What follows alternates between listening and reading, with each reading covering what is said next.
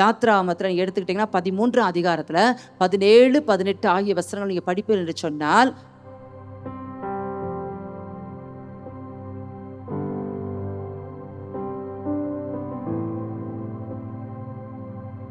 ஜனங்கள் சண்டையை பார்த்தா என்ன செய்வான்?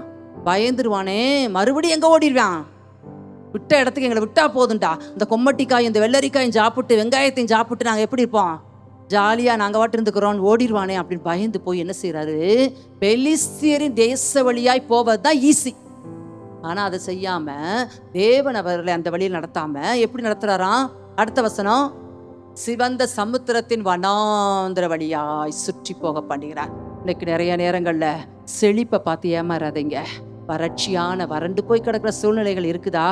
கர்த்தர் அதுல உங்களுக்கு பாதுகாப்பை நன்மையை வச்சிருக்காரு. கர்த்தர் உங்க ஜீவனை பாதுகாக்க அந்த பாதைக்குள்ள அனுமதிக்கிறார். அதன் மூலம் அதிசயங்களை செய்வார். நம்ம நினைக்கிறது ஒன்னா இருக்கலாம். அன்னைக்கு அவன் என்ன நினைச்சிருப்பான்? அப்பா அந்த பெலிஸ்தரோட வழி ரொம்ப சூப்பரா இருக்கு, ரொம்ப நல்ல ப்ராஸ்பரா இருக்கு, செழிப்பா இருக்கு, இந்த வழியில போனா நல்லா இருக்குமே அப்படின்னு அவன் நினைச்சிருப்பான். ஆனா கர்த்தருக்கு தெரியும் அதோட தீமை என்ன, அதோட ஆபத்து என்ன, அதுல வரக்கூடிய தீமையான காரியம் என்னன்னு உணர்ந்தவராய் அந்த பாதையில் நடத்தாதபடி வனாந்திர வழியாய் பல மாதங்கள் வருஷங்களாய் சுற்றி சுற்றி சுற்றி கொண்டு போய் விட்டார். இன்னைக்கு உங்க வாழ்க்கை, என் வாழ்க்கை, நீங்க செய்கிற வேலைகளா இருக்கலாம், குடும்ப காரியமா இருக்கலாம், தேவைகளா இருக்கலாம். நம்ம நினச்சிருப்போம் ஆண்டவரேன்னு ஜெபிச்சிருப்போம், என் ஃபாஸ்டிங்கோட இருந்து ஜெபிச்சிருக்கலாம், எனக்கு இப்படி தான் நடத்தும் ஆண்டவரே என்று சொல்லி. ஆனால் ஆண்டவரை செய்யவே மாட்டார். அப்போ நம்ம நினச்சிப்போம், என்ன நினைப்போம்?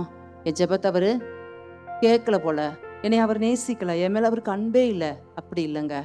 நம்மளுடைய எண்ணங்கள் திட்டங்கள் வேற, அவர் நமக்காய் செய்கிற திட்டங்கள் பெரியவைகள், அது அதிசயமானவைகள்.